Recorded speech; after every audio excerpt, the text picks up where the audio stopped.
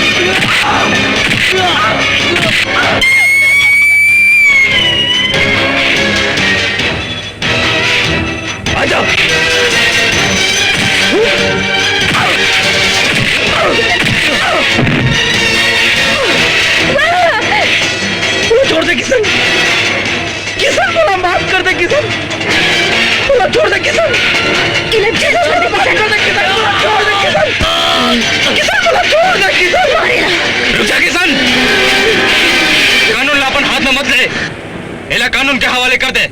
एक मस्ती ला तो हम थाना में निकाल बो। पकड़ लो ला। चलो लक्ष्मी बेटी